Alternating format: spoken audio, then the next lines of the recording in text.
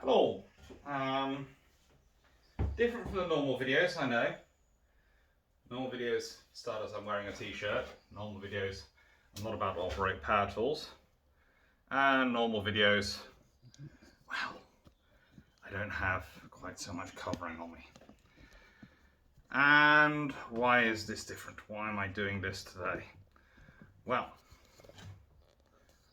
principally, it's because I thought I'd do a video about me building my shells and do some videos because people have been asking questions about it and I thought it'd be fun to do.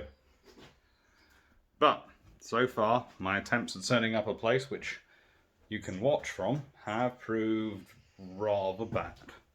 So we're on space number 4. One thing I didn't think about when designing this office space. Actually having a space for the cameras to go. Well, that might work. I'm not sure if it will work, but we'll try.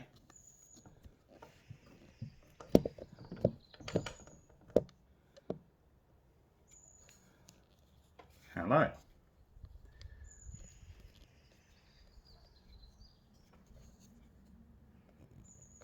So, my name is Alex Clark, and normally I talk to you about naval history. Today, I'm talking about wood. So, the offices are mostly done, but there's a lot of wood left over. There's packing wood, there's offcuts, there's all sorts of pieces. There's all sorts of pieces of lovely tongue and groove, basically. Lovely pieces of wood, which are from the ceiling, from the walls. I'm doing some of the walls myself. And it's just beautiful stuff that slots together nicely and gives you a lovely finish.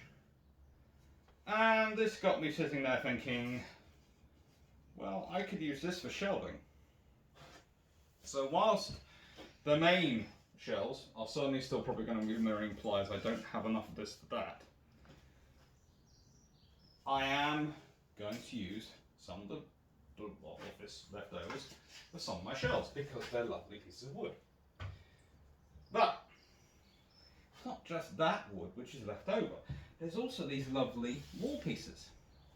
These are the joists which hold up, I'll go into the side. Well, this wood sort of used to the joinery inside the wall to hold up the insulation and hold up this. Because the system we've got is it has a very thick chunk of wood, which I'll show you at some point because I'll probably be using it for something, because we have some of those left over.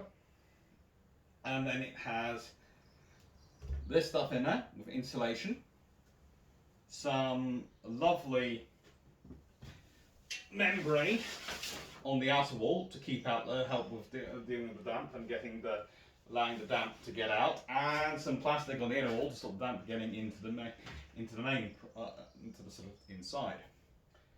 And then it has this skin. So that's all lovely, and if you were looking up there at the moment, you could see some of the stuff I've got to do. But, and he says this while working away in a tank t-shirt,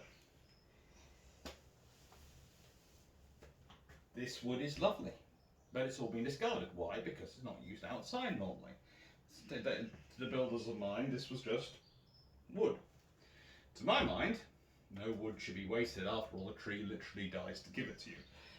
And yes, this wood had nails in it. Yes, it has still got a screw in it, which until I can get the right screw head and a working electric screwdriver is probably not going to come out. But that's a problem for another day. Well, actually, probably for later this afternoon. The electric screwdriver arrives sometime this morning.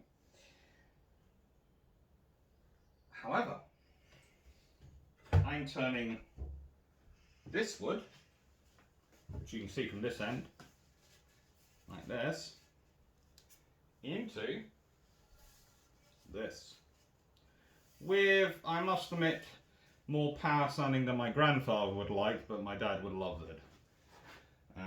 The two very different methodologies, but both taught me never to waste wood. In the case of this, what's it going to be used for? Well, if I'm going to use tongue and groove, I'm going to need some wall systems to protect it. And what I'm probably going to use this to support the tongue and groove is probably some interlocking posts on the wall and across to provide support. So this will hold it all up nicely. Yes, it won't be as thin as the ones with marine ply on them, because marine ply is, as all we know, super strong, and you can use it, especially the thickness I'm getting, which is going to be 18 mil or possibly 21 if I can swing it. That stuff is thick enough to basically self-sustain itself across this space. It's only, well, theoretically, if you're going by the outer portions, it's 2.5 by 2.7 meters, the outer wall in the internal space. But because you have this sort of system built on, they're actually a bit thicker. They're actually a bit thinner than that. So it's about 2.4 by 2.6. And of course, it's not going to go the whole way. It's going to be about 60 centimeters at one point here. Well, actually, possibly 90. It depends. The railway shelf is going to be very fat. Most of the shelves are going to be about 60 centimeters deep, 60 or possibly 50, depending on basically how much material I decide to get. And it's going to be lovely. But for this stuff, I need more support. Luckily, there's plenty of these. But I don't want it to have sharp edges, and I want it to be lovely and smooth. Not for human hands, but because it's better for the books. Okay? Human hands can wear gloves. Books can't. Well, you can put covers on books, but putting covers on books always makes it slightly more difficult to look after them properly, and can lead to the covers attaching to the covers and ruining the covers that way. So it's far better if you've got a book in its proper jacket to look after it properly and make sure it's in a proper environment. But that all means I need to smooth this down. I need to turn it from this, which is rough and ready, to Android's bottom. Yes, I did get a Star Trek joke in. So, the trick to doing this with this sort of wood is to do a sand in a sort of circular figure of motion or figure of 8, depending on where you're going with it. So, as I'm now getting up to this end, and again, apologies Grandad, Dad, I know you're smiling at this one.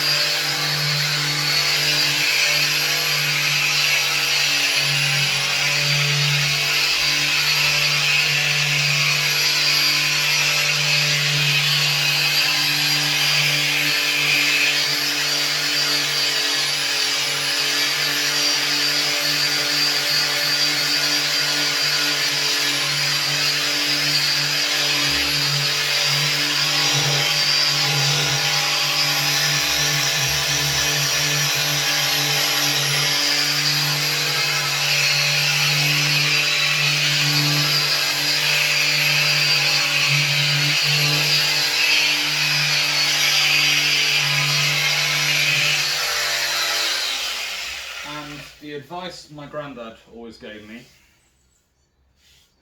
and my dad basically agreed with it, although begrudgingly, was soft hands. Wood is a forgiving material, but it's also a responsive material. If you go in hard and harsh, it will come out hard and harsh.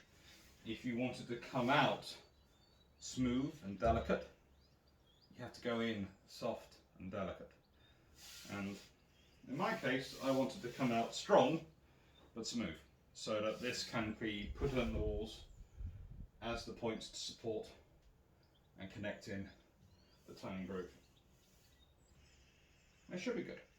It should be very nice when it's done. And I'll produce more of these videos as I go. And before anyone says anything, in case I forgot earlier, sorry I've got no eye protectors on. Don't do that at home. My eye protectors have broken, and because of builders not finishing the job, I'm having to go get a race against time to get things done. So somebody will take a day off until my next new eye protectors arrive, and I've ordered another pack of 5 because I managed to get, let's put it this way, I hadn't realised I was down to just one left of the pack of 5 I'd previously bought. I'll be wearing eye protectors.